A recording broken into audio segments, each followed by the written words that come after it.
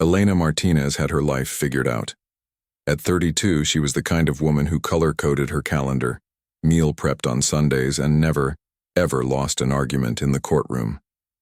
As a corporate attorney at one of the city's top firms, she'd built a reputation that made opposing counsel nervous. She wore her dark hair pulled back in a perfect bun, her suits were always pressed, and her heels clicked with authority on marble floors. Everything in her world had its place, and she liked it that way. The conference room on the 42nd floor was her battlefield that Tuesday evening. The merger negotiation had been going on for 6 hours, and Elena was in her element. Numbers, clauses, contingencies. This was where she thrived. Across the table sat the opposing team, and that's when she first really looked at Adrian Cole. He was leaning back in his chair with an ease that annoyed her. While everyone else looked exhausted, he seemed almost amused, like this whole high-stakes negotiation was just an interesting game. His tie was loosened, his sleeves rolled up, and there was something about the way he watched her that made Elena's concentration falter for just a second. She didn't like that. She never faltered. Adrian was a venture capitalist with a reputation for taking companies that should fail and turning them into gold. He didn't follow the rules everyone else played by, and that made him dangerous. He spoke. His voice was calm, but there was steel underneath. Your clause 7.3 is unreasonable, and you know it, he said, looking directly at Elena. She met his gaze without blinking. What I know is that my client isn't interested in getting taken advantage of. If you can't meet basic industry standards, maybe you're not ready for this deal. Something flickered in his eyes. Not anger. Something else. Interest, maybe. Challenge. Industry standards are for people who lack imagination, he replied. I thought you'd understand that. The comment caught her off guard. It was personal. In a room where everything was supposed to be professional, Elena felt her pulse quicken, and she hated that physical reaction. She gathered her papers with sharp movements. Let's take a break. My client needs to consult on these terms. As everyone filed out, Elena stayed behind, reviewing notes she'd already memorized. She heard the door open and close, then footsteps. She didn't need to look up to know it was Adrian. You don't have to prove anything, you know, he said quietly. Now she did look up. He was standing a few feet away, hands in his pockets, watching her with that same unreadable expression. Excuse me? All that armor you wear. The perfect arguments, the controlled responses, never showing a crack. It's impressive, but it must be exhausting. Elena stood, her jaw tight. You don't know anything about me. I know you're afraid, he said, stepping closer. I recognize it because I used to be the same way. Still am sometimes. You think if you control everything, nothing can hurt you. This is completely inappropriate, Elena said, but her voice wasn't as steady as she wanted. We're in the middle of a negotiation. The negotiation's just business, Adrian replied. This is something different, and you feel it too. He was close enough now that she could see the small scar above his left eyebrow, smell his cologne mixed with coffee. Every logical part of her brain was screaming to step back, to shut this down, to maintain the professional distance she'd perfected over years. But there was another part, one she'd buried so deep she'd almost forgotten it existed, that was pulling her forward. You should leave, she whispered, but she didn't move. Probably, he agreed. He reached up slowly, giving her every chance to stop him, and tucked a strand of hair that had escaped her bun behind her ear. His fingers barely brushed her cheek, but it felt like fire. Then he kissed her. It wasn't gentle or tentative. It was like everything Elena had been holding back for years suddenly broke free. She grabbed his shirt, pulling him closer, kissing him back with an intensity that shocked her. His hands were in her hair, ruining her perfect bun, and she didn't care. Her back hit the glass window overlooking the glittering city 42 floors below, and for a moment, she forgot every rule she'd ever made for herself. When they finally broke apart, both breathing hard, reality crashed back. Elena looked at him with wide eyes, her hand flying to her mouth. What had she just done? She'd kissed a client's opposition in the middle of a negotiation. She'd lost control in the one place where control mattered most. I need to go, she said, her voice barely audible. She grabbed her briefcase with shaking hands, not looking at him. Elena, wait. But she was already at the door. She turned back once and saw him standing there, shirt wrinkled where she'd grabbed it, looking at her with an expression that was somehow both satisfied and concerned, like he'd won something, but he wasn't sure he'd wanted to win it that way. She practically ran to her car, her heart pounding. The drive home was a blur. Elena lived in a modern apartment that looked like something from a design magazine, all clean lines, neutral colors, everything in its place. It usually calmed her, this perfect order she'd created. Tonight it felt like a cage. She poured herself a glass of wine she didn't drink and stood at her own window, looking at the city. Her reflection stared back at her. Lipstick smudged, hair falling around her shoulders, eyes bright with something she didn't want to name. She touched her lips, remembering. That kiss had felt like a war, both of them fighting for control, neither willing to surrender completely. It had been angry and desperate, and absolutely nothing like the careful, measured kisses she'd exchanged with her ex-boyfriend before everything fell apart 5 years ago. That relationship had taught her a brutal lesson. She'd trusted completely, loved openly, and been destroyed for it. Finding out about his affair, seeing all the lies unravel, had nearly broken her. So she'd built walls, created systems, made herself invulnerable. No one could hurt her if she never let them close enough to try. And then Adrian Cole had shattered her control with a single kiss. Elena set down her untouched wine and went to her bedroom. Even here, everything was organized, books arranged by height, clothes sorted by color, not a single item out of place. She looked at her reflection in the mirror. Who was this woman with the messy hair and flushed cheeks? She barely recognized herself. She should forget about it. It was one moment of weakness, nothing more. Tomorrow she'd go back to being the Elena Martinez everyone knew, composed, professional, unshakable. This would just be a story she'd never tell anyone, a secret she'd keep even from herself. But as she lay in bed, unable to sleep, she kept replaying those minutes in the conference room. The way Adrian had looked at her, like he could see past all her defenses. The feeling of being completely present in a moment instead of 3 steps ahead, planning and calculating. The terrifying freedom of not being in control. At 3 a.m, Elena finally admitted the truth to herself. She was scared. Not of Adrian, but of what he represented. The possibility that there was another way to live. A way that didn't require so much armor, so much constant vigilance. But that possibility felt more dangerous than any risk she'd ever taken in court. Her phone buzzed. A message from Adrian. "I'm not sorry. I hope you're not either." Elena stared at those words for a long time. Then she turned off her phone without replying and pulled the blanket over her head, as if darkness could hide her from the question she couldn't answer. Was she sorry? She honestly didn't know. 3 weeks passed, and Elena threw herself into work with an intensity that worried even her most ambitious colleagues. She arrived at the office before dawn and left after midnight. She took on 2 new cases she didn't need. She reorganized her entire filing system for no reason. Anything to avoid thinking about Adrian Cole and that kiss that shouldn't have happened. The merger deal had been handed off to another attorney. Elena had insisted on it, claiming a conflict of interest. Her boss had looked at her strangely but agreed. She thought that would be the end of it. She should have known better. The first time she saw him again was at a legal conference downtown. Elena was giving a presentation on corporate liability, speaking to 200 people about risk management and protection strategies. Halfway through, she looked up and there he was, sitting in the back row. He wasn't taking notes or checking his phone like everyone else. He was just watching her with that same intense attention that made her lose her train of thought for a full 5 seconds before she recovered. After the presentation, she tried to leave quickly, but he caught up with her in the hallway. "That was impressive," he said. "All those strategies for avoiding risk. Do you apply them to your personal life too?" "What are you doing here?"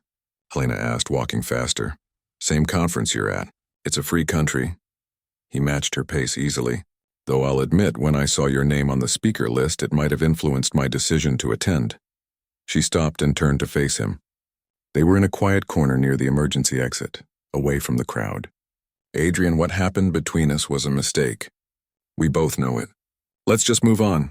Was it? He asked. Because I've been thinking about it every day for 3 weeks and it didn't feel like a mistake. It felt like the first honest thing that's happened to me in years. Elena's breath caught. She wanted to deny it, to tell him he was wrong, but the words wouldn't come. Instead, she said, I don't do this. I don't have meaningless encounters in conference rooms. I don't lose control. That isn't who I am. Maybe it's exactly who you are, Adrian replied. And you've just been pretending to be someone else for so long you've forgotten. You don't know me, she said again, but this time it sounded weak even to her own ears. Then let me, he said simply. Have dinner with me. No business, no negotiation. Just two people having a conversation. Every logical part of Elena's brain said no. This man was dangerous to everything she'd built. But that buried part of her, the one that had woken up during that kiss, was screaming yes. One dinner, she heard herself say. That's all. His smile was slow and devastating. That's all I'm asking. They met 3 nights later at a small Italian restaurant far from anywhere their colleagues might see them. Elena had changed outfits 4 times, annoyed at herself for caring. She showed up in a simple black dress, her hair down for once, feeling exposed. Adrian was already there, wearing jeans and a dark sweater instead of a suit. He looked different, more relaxed, and somehow that made him even more attractive. You came, he said, standing as she approached. I wasn't sure you would. I almost didn't, Elena admitted, sitting down. I'm still not sure why I did. Dinner should have been awkward, but it wasn't. They talked about everything except work. Books they'd read, places they'd traveled, embarrassing childhood stories. Adrian told her about growing up in a small town where everyone knew everyone's business, and how he'd left at 18 and never looked back. Helena found herself laughing at his impression of his high school guidance counselor, who'd told him he'd never amount to anything. What about you? Adrian asked. Where did you learn to build such perfect walls? Elena's smile faded. She took a sip of wine, considering how much to tell him. I was engaged once, she finally said. 5 years ago. I thought he was the love of my life. Turns out he thought that about someone else too. Multiple someone else's, actually. He cheated, Adrian said quietly. It wasn't a question, repeatedly. And I had no idea. I was so trusting, so open with him. I showed him every vulnerable part of me. When I found out, it felt like dying. Elena was surprised at her own honesty. She never talked about this. So I decided I'd never let anyone have that power again. I'd control everything, my career, my relationships, my emotions. If I never trusted anyone completely, I'd never get hurt completely. Adrian reached across the table and took her hand. His thumb traced circles on her palm. I understand that more than you know. Something in his voice made her look up. What happened to you? He was quiet for a long moment. My father, he finally said. He had a temper, and when things didn't go his way, he made sure everyone around him suffered for it. My mom, me, my little sister. By the time I was 16, I learned that the only way to survive was to be stronger, smarter, more in control than him, to never show weakness. Elena squeezed his hand. Is that why you fight so hard for everything? Why you can't let anyone see you vulnerable? Probably, he admitted. My therapist says I have issues with trust and control. She's not wrong. He smiled, but it didn't reach his eyes. We're quite a pair, aren't we? 2 people terrified of losing control, both fighting against the only thing that might actually make us happy. And what's that? Elena asked, though she already knew the answer. Connection. Real, messy, unpredictable connection with another person. They left the restaurant and walked through the city, neither wanting the night to end. They talked about their fears, their ambitions, the versions of themselves they showed the world versus who they really were. When it started to rain, they stood under an awning, and Adrian pulled her close. I want to kiss you again, he said. But I need you to know I'm not playing games. I don't know what this is between us, but it's not nothing, and I think it scares you as much as it scares me. Elena looked up at him, rain dripping from her hair. Every instinct told her to run, to protect herself. But she was so tired of being safe and alone. It terrifies me, she whispered. You terrify me. Good, Adrian said. Because you terrify me too. When they kissed this time, it was different from the conference room. Still intense, still like a battle for control. But underneath there was something else, a question being asked and answered by both of them. Yes, this is terrifying. Yes, we might get hurt. Yes, we're doing it anyway.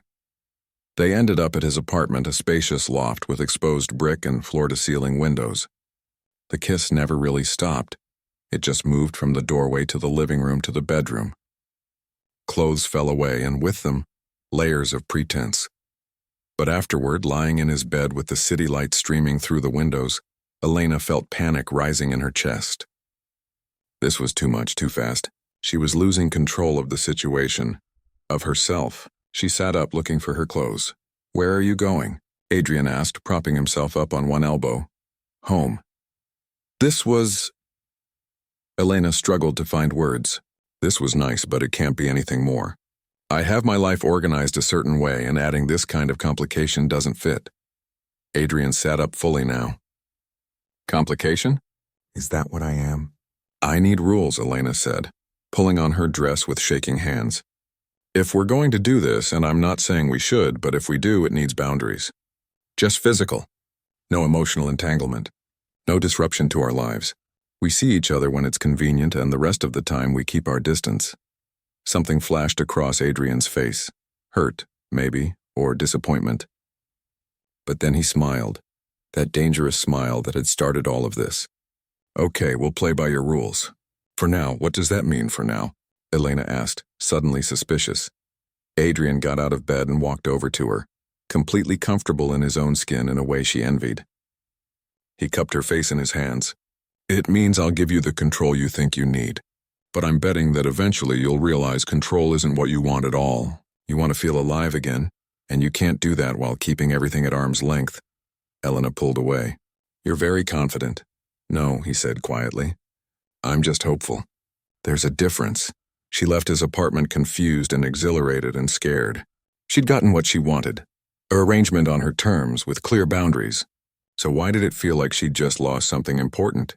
Over the following weeks, they fell into a pattern. Elena would text him when she needed to see him, always careful to maintain her rules. They met at hotels, never at her apartment where her carefully ordered life might get disrupted. The physical connection between them was intense, almost overwhelming. Every encounter felt like that first kiss, a battle where neither truly won or lost. But Adrian had a way of breaking her rules without seeming to try.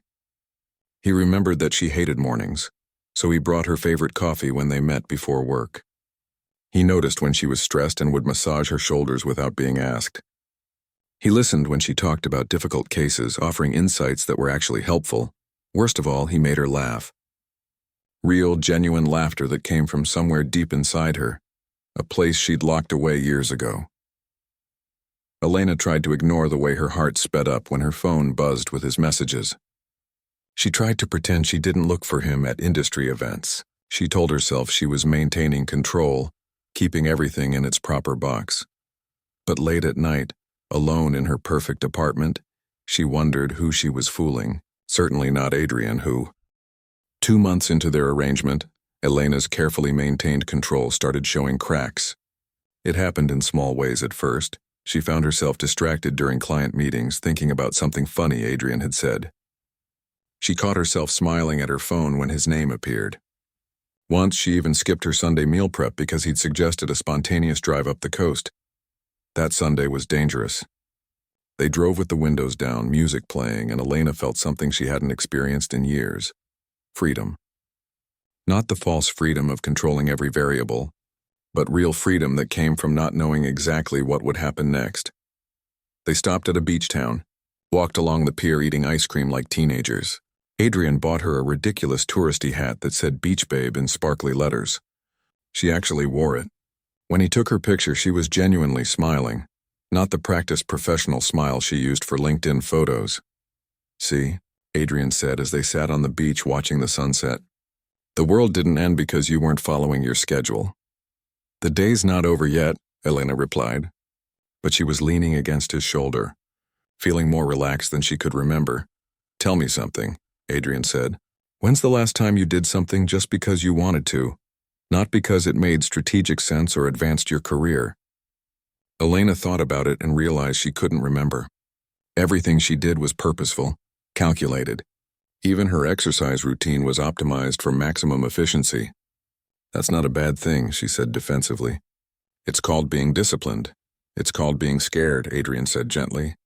There's a difference between having goals and building a prison. You don't understand. I do understand, he interrupted. I told you I used to be the same way. After I left home, I was obsessed with success. Every decision was about building wealth, gaining power, proving I was nothing like my father. I worked 80-hour weeks, made millions, and was absolutely miserable. What changed? Elena asked. My sister got sick, cancer. She was only 28. Adrian's voice got quiet. I flew out to see her, planning to stay for a weekend. Ended up staying 3 months. Watching her face her mortality changed how I saw everything. She'd been a kindergarten teacher. Never made much money, but she'd spent her time doing what she loved with people she cared about. And when she thought she was dying, she had no regrets, did she? Elena couldn't finish the question.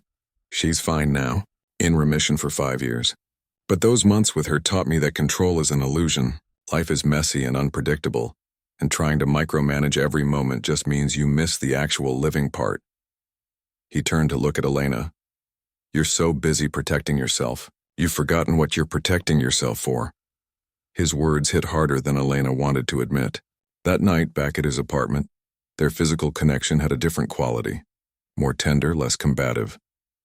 Afterward, Elena found herself wanting to stay, to fall asleep in his arms instead of running back to her safe, controlled space. But old habits were hard to break. She started getting dressed around midnight. Adrian watched her, propped up on pillows. You know you can stay, right? We could have breakfast, read the Sunday paper, be normal people.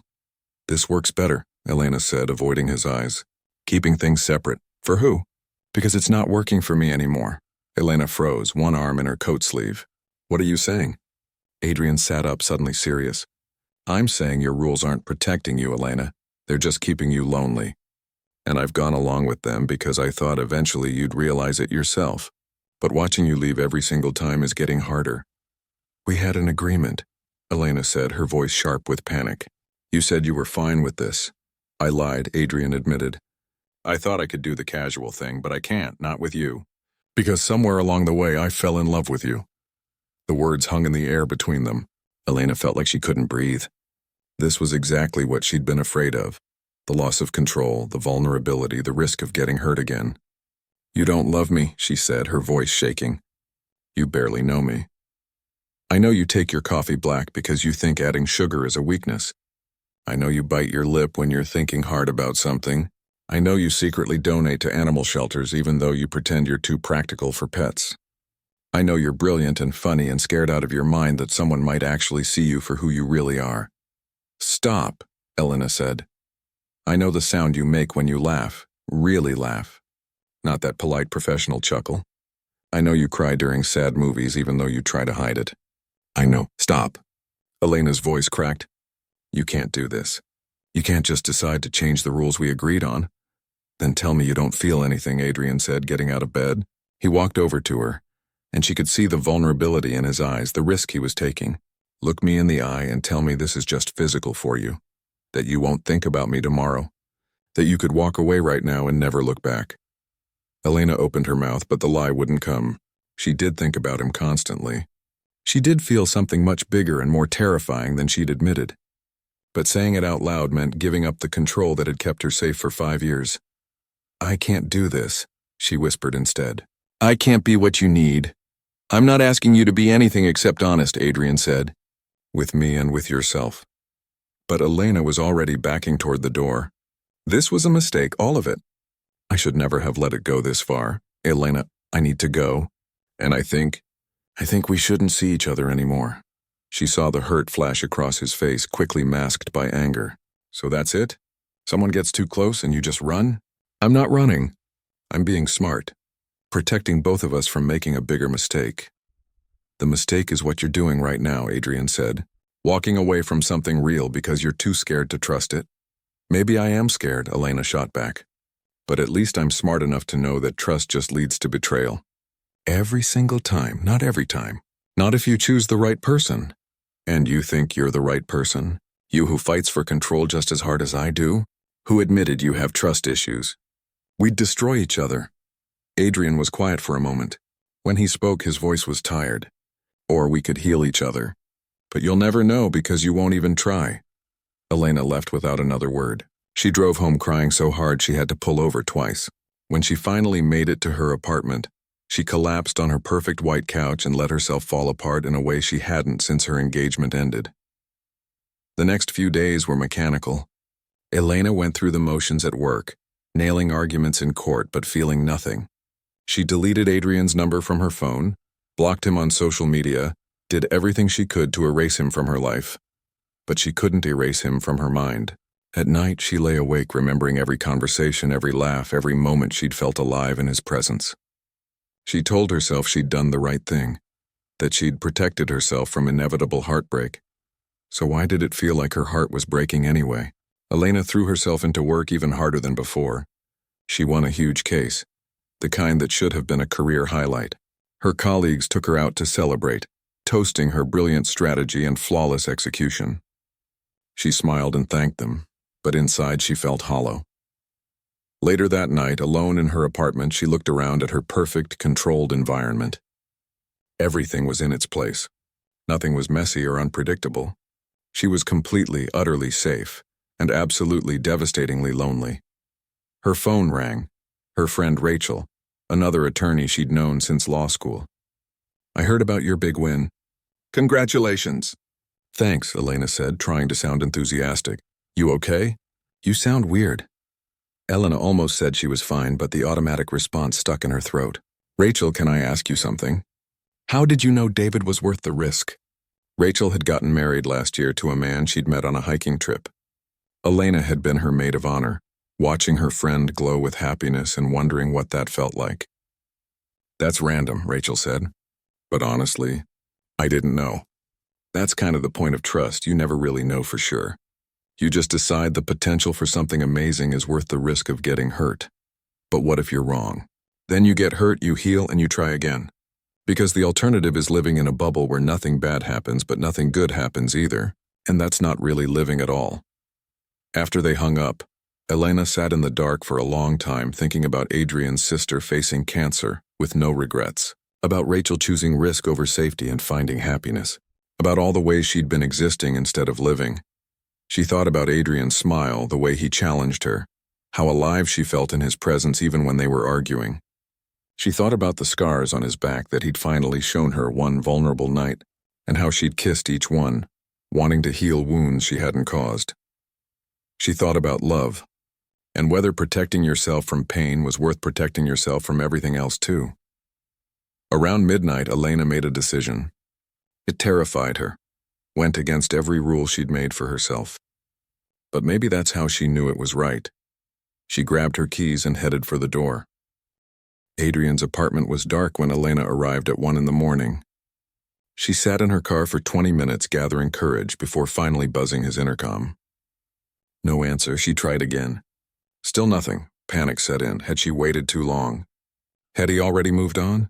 She was about to leave when a neighbor came out, and Elena slipped through the door before it closed. She took the elevator to the 5th floor, her heart pounding so hard she could hear it. She knocked on his door. Once, twice, nothing. Then she heard movement inside and the door opened. Adrian looked terrible. His hair was messy. He had several days of stubble and his eyes were red-rimmed. He was wearing sweatpants and an old t-shirt, and he'd never looked more human to her. "Elena, what are you doing here?" "I came to tell you," she started, but the practiced speech she'd prepared evaporated. "Can I come in?" He hesitated, and she realized he might actually say no. But then he stepped back, letting her enter. His usually immaculate apartment was a mess. Takeout containers, scattered papers, empty coffee cups. "Sorry for the disaster," he said. "I've been working on a new venture. It's not going well." Elena looked at him, really looked, and saw the exhaustion in his face, the tension in his shoulders. "What's going on?" Adrian laughed, but it had no humor. "You really want to know?" "I'm about to lose everything. The company I've been building for 2 years is falling apart. Investors are pulling out. My partners are fighting, and I can't seem to fix any of it. Turns out I'm not as in control as I thought I was." "Why didn't you ask for help?" "From who?" "I've spent my whole life proving I don't need anyone. Kinda hard to start asking now." He sat down on the couch heavily. "Besides, you made it pretty clear you wanted nothing to do with me." Elena felt guilt wash over her. She'd been so focused on her own fear, She hadn't thought about what pushing him away might have done to him. She sat down beside him, close but not touching. Tell me about the company. What's the problem? For the next hour, Adrian explained the situation. It was complex. A tech startup that had seemed promising but was now drowning in logistical problems and financial disputes. As he talked, Elena's legal mind started working, seeing angles he'd missed, solutions he hadn't considered. Wait, she interrupted. Your partnership agreement, did you have a mediation clause? Adrian looked at her blankly. Probably. I didn't read all the fine print. Do you have the documents here? He found them buried under pizza boxes. Elena read through them, her excitement growing. Adrian, you have options here. Your investors can't just pull out. There are specific conditions that haven't been met. And this dispute with your partner? You can force arbitration, which is faster and cheaper than what he's trying to do. I don't have money for lawyers right now, Adrian said quietly. You do, Elena replied. Me, I'll help you. Pro bono. He looked at her, confused and cautious. Why would you do that? Because you were right, Elena said, setting down the documents. About everything. I've been so terrified of getting hurt that I hurt myself instead. I built walls so high that I locked out everything good along with the bad. And watching you struggle when I could help. I can't do that. Elena, you don't owe me anything. You were honest about what you wanted. I'm the one who caught feelings and tried to change the rules. You didn't catch feelings, Elena said. You were brave enough to admit them. There's a difference. She took a deep breath. I love you too. I think I have for weeks, maybe longer. But I was too scared to say it. Adrian went very still. What? I love you, she repeated, and saying it felt like jumping off a cliff, terrifying and exhilarating. I love how you challenge me, how you see through my defenses, how you make me want to be braver. I love your terrible jokes and your ridiculous confidence and the way you eat pizza with a fork like a complete weirdo. Despite everything, Adrian smiled. I'm not a weirdo. That's civilized. It's weird, Elena insisted, and suddenly they were both laughing, the tension breaking. Then she got serious again. I love you and I'm sorry. I'm sorry I ran. I'm sorry I tried to control something that was never meant to be controlled.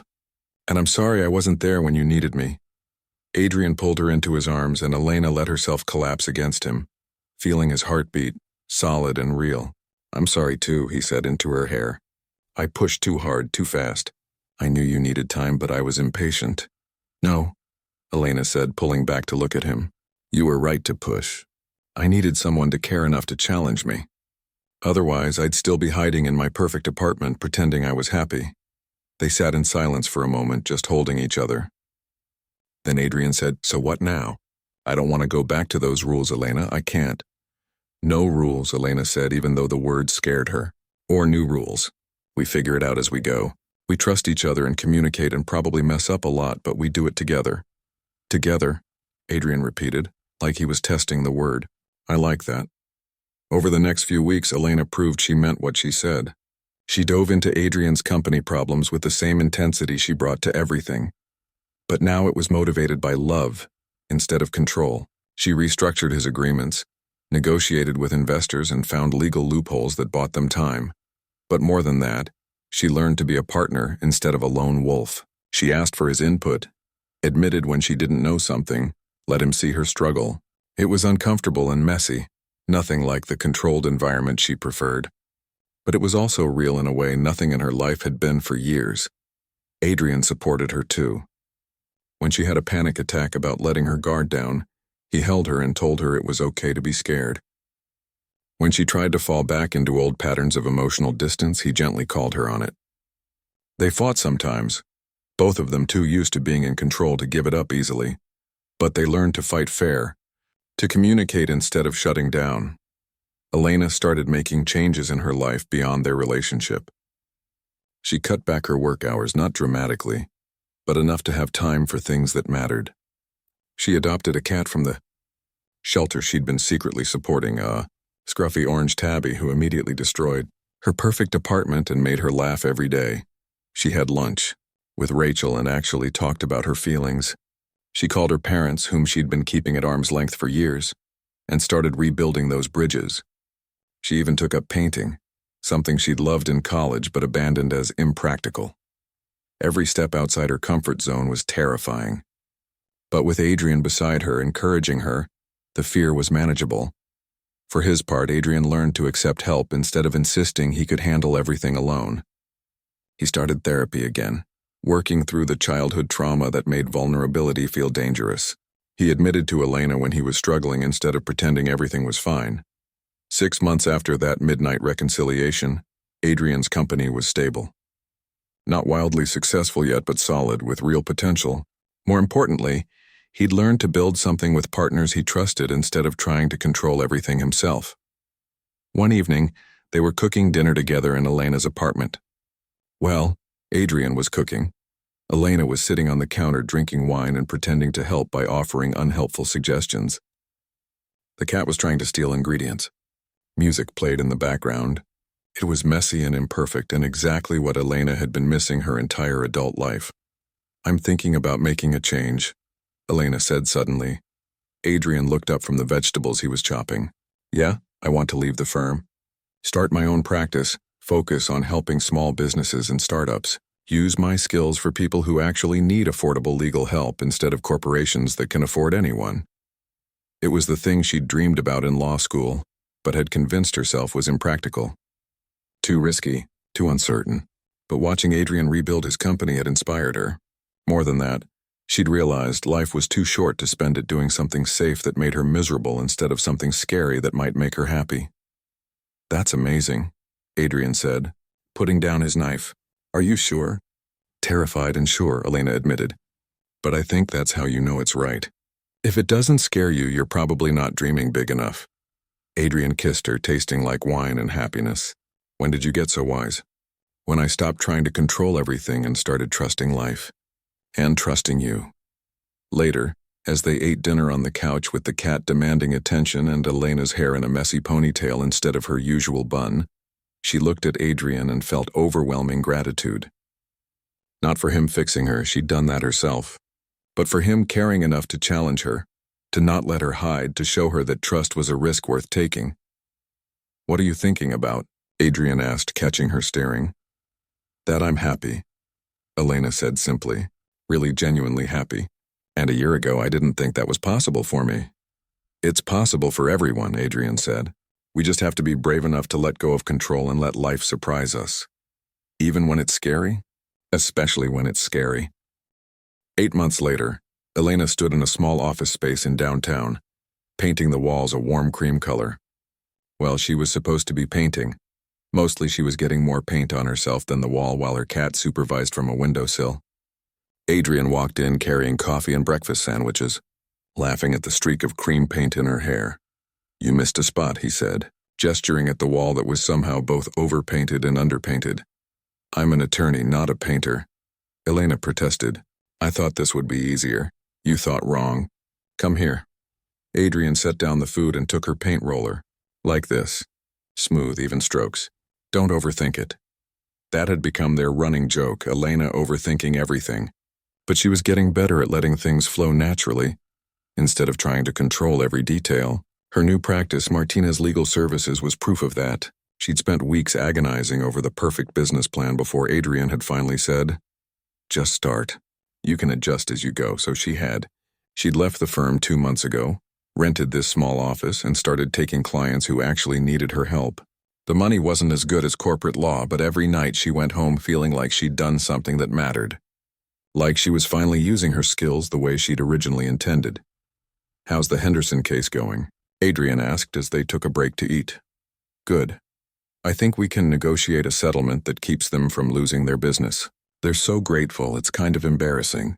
Yesterday the wife brought me homemade cookies." Elena smiled. "It's different from working for corporations who barely notice you exist. That's because you're making a real difference now." Elena looked around her half-painted office. At the second-hand desk she'd bought, the filing cabinets that didn't match. It was nothing like her old corner office with its view and expensive furniture. But it was hers, built on her terms, serving a purpose she believed in. "I really love this," she said softly. Even the scary parts were real. Some months money was tight. She'd lost cases she thought she'd win. She'd stayed up late worrying about clients who were counting on her. But she'd also laughed more, cared more, felt more alive than in all her years of safe, controlled corporate work. Adrian had been there through all of it, celebrating her wins and supporting her through losses. His company had finally turned a corner. They'd landed a major contract and were actually profitable. He could have said, "I told you so," about his risky venture paying off, but he never did. Instead, he talked about how her faith in him had made the difference, how having someone believe in you changes everything. They'd gotten good at being partners both in business and in life. They still fought sometimes. Old habits died hard and they both struggled with control. But they'd learned to fight productively, to see disagreements as problems to solve together instead of battles to win. "I have something to tell you," Adrian said, suddenly serious.